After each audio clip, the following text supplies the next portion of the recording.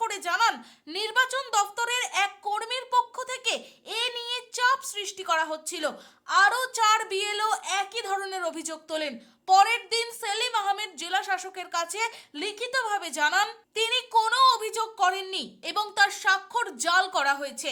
23শে জানুয়ারি সুমনা সহ 5 বিএলওকে শোকজ করা হয়। 27শে জানুয়ারি তারা জবাব জমা দেন, তবে শুনানি ছাড়াই 5ই ফেব্রুয়ারি সুমনাকে বরখাস্ত করা হয়।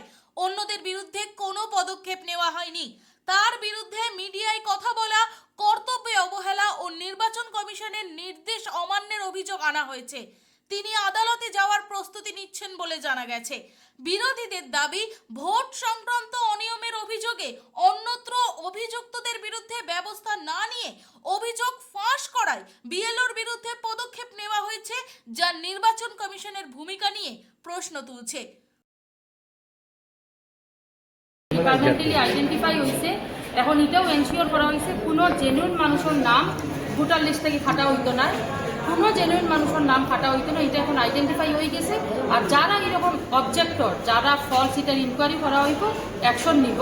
আর হয়েছে যে এটা পুরো এনশিওর করা হয়েছে যে কোনো জেনুইন মানুষের নাম ভোটার লিস্টে থাকতো না, সেগুলোর নামে ফর্ম 7 জেনারেট করা হইতো না, এবং নেক্সট আর সেগুলোর নামে কোনো হিয়ারিং হইতো না, কোনো জেনুইন ভোটারের নাম। গতকালকে সেলিম আহমেদের যেটা দেখতে পেলাম যে আমরা এক ব্যক্তির নামে এটা এখন তো সব, আমি তো অফিসে সব জমা দিয়েছি, আপনারা এই ইয়ারও মানে ইয়ারও স্যারের সঙ্গে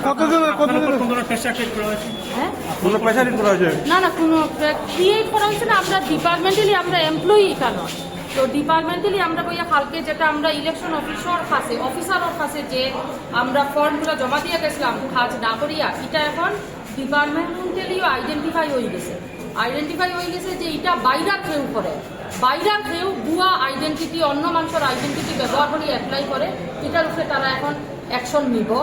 আর কোনো জেনুইন মানুষের নাম ভোটার লিস্ট থেকে ফাটা হইতো না।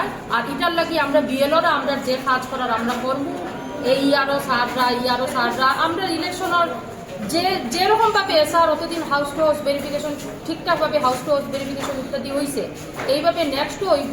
এই ইস্যুটা এখন আইডেন্টিফাই হয়ে গেছে, আর এটা নিয়ে কোনো ইস্যু হইতো না। এবং তারা কইছে যে আমরা ভোটাররা কইতাম যে কোনো ভয় পাওয়ার কোনো বিষয়ও নাই, সেগুলোর নাম ফাটা হইতো না। এবং এটা করিমগঞ্জ থেকে মইনুল হকের রিপোর্ট, ভয়েস 365 বাংলা।